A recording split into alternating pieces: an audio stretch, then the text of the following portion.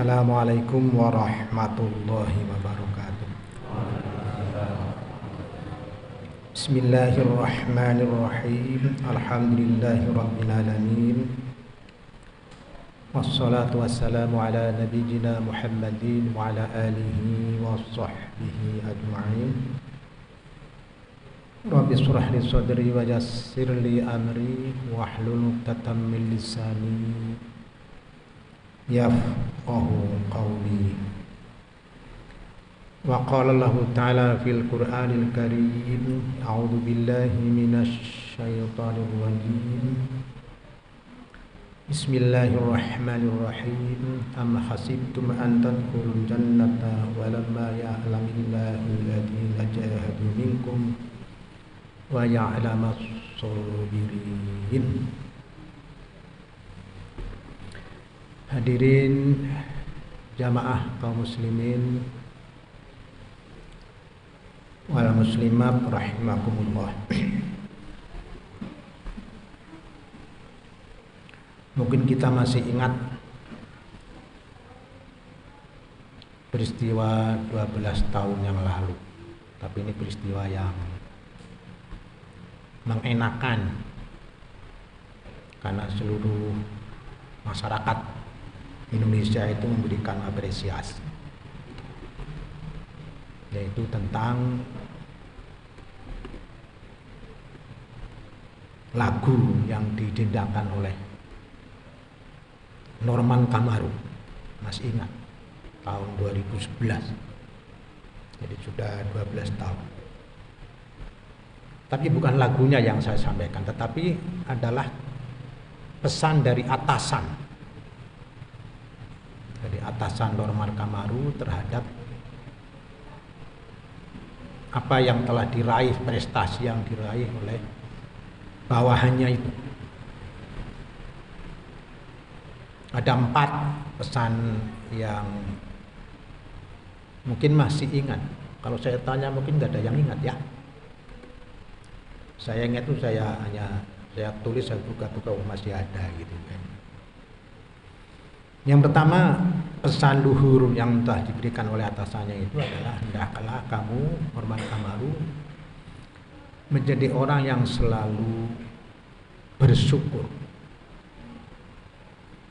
Ini kan meskipun atasannya tidak belajar agama secara mendalam, tetapi saya kira syukur itu adalah kunci dari segala keberkahan. Karena dalam Al-Quran memfirmankan, la in syakartum la azidannakum wa la in kafartum inna adzabi lasyadid. Jadi kalau kamu bersyukur, syukur itu adalah banyak sekali. Jadi ada buku yang menulis tentang mukjizat bersyukur, tebalnya 100 lebih. Intinya adalah apa yang telah diberikan oleh Allah Subhanahu wa taala yang harus kita berikan, ya, berikan keberkahan, kebaikan kepada orang lain. Yang dalam surat Ad-Duha ayat terakhir disebutkan, wa amma bi ni'mati rabbika fahaddits. Adapun nikmat yang saya berikan, hendaklah kamu nyatakan, kamu berikan kepada dirimu dan orang lain. Dan ini syukur, ini memang di mana-mana sebagai pembuka kalimat awal setiap orang berbicara itu adalah syukur ini. Tetapi kadang-kala itu hanya sekedar kembang lambe.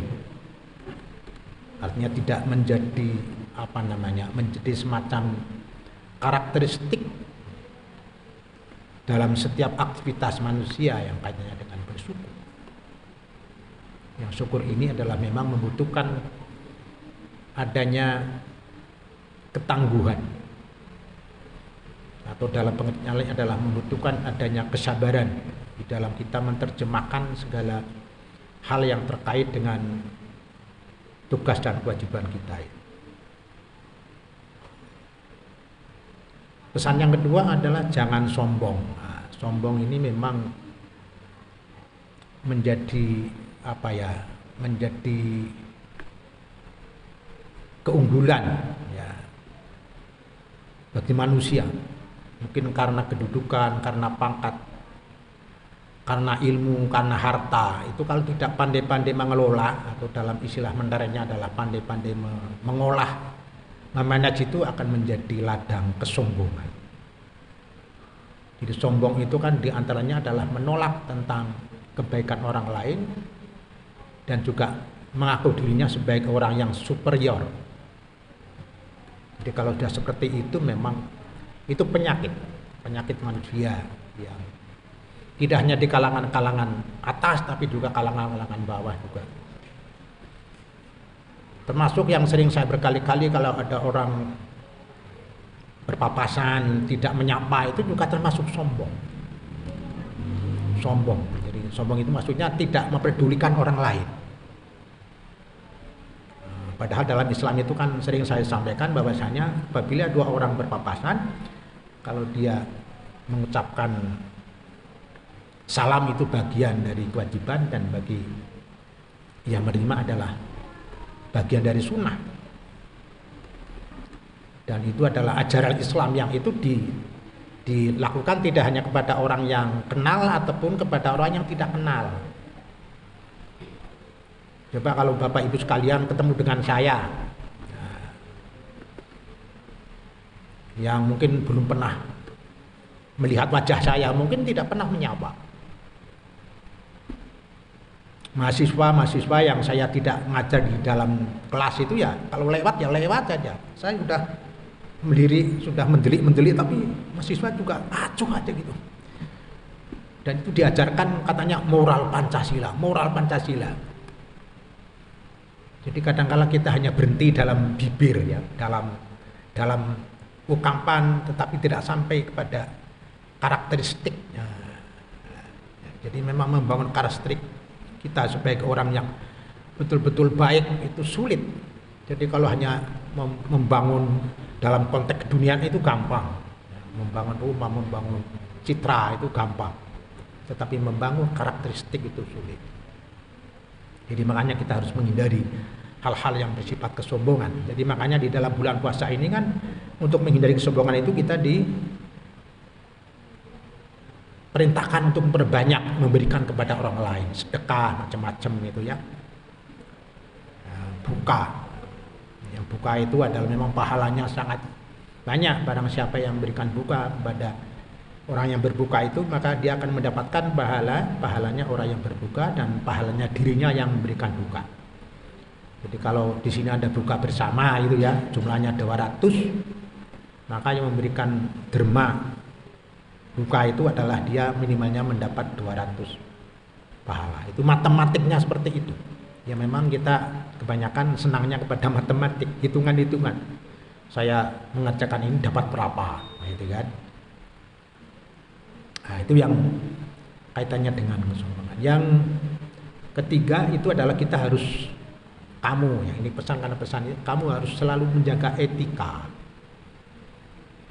Mungkin masih ingat kedatangan Anwar Ibrahim pada beberapa waktu kemarin memberikan semacam pengarahan tentang leadership, kepemimpinan. Tapi intinya itu hanya yang banyak disampaikan adalah tentang kaitannya dengan value, kaitannya dengan nilai, kaitannya dengan akhlak.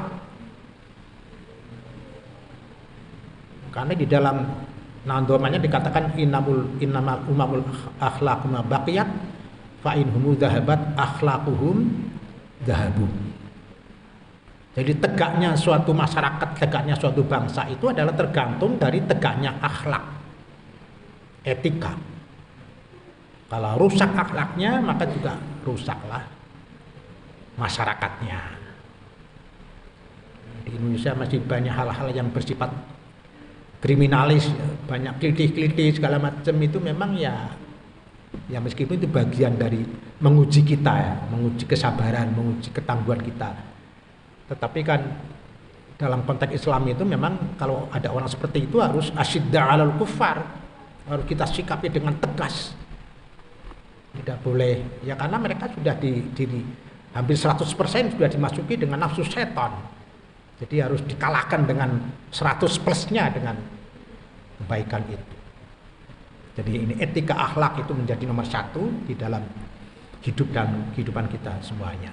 Karena pada saat Siti Aisyah ditanya tentang keunggulan Nabi Muhammad SAW dalam segala aspek, kemudian Siti Aisyah mengatakan kana khuluquhu al-Quran. Nabi Muhammad itu adalah semua perilakunya itu dijiwai dari Al-Quranul Karim. Jadi kita membaca Quran tidak sekedar membaca, tetapi bagaimana itu menjadi semacam nilai tambah. Jadi ada beberapa sahabat kalau dia baca Quran itu kemudian ada makna yang tidak sampai kepada makna dalam dirinya itu diulangi lagi. Kalau kita kan kebanyakan kan balapan deres. Wis entok piro 10 juz, wah aku ya entok 5 juz. Ya itu baik ya, tetapi bagaimana satu ayat itu diterjemahkan, dipahami dan diamalkan. Tidak usah banyak, satu ayat aja segala macam. Supaya itu menjadi bagian dari akhlak. Yang terakhir adalah pesan atasannya itu adalah Anda harus banyak meningkatkan kualitas diri. Jadi maksudnya adalah memang ajaran Islam itu kan sudah diajarkan mangkana yaumuhu khairan min amsihi fahuwa rabihun. Jadi harus naik terus. Barang siapa yang hari ini amal perbuatannya lebih bagus daripada hari kemarin, maka itulah orang-orang yang terpuji dan orang-orang yang bahagia.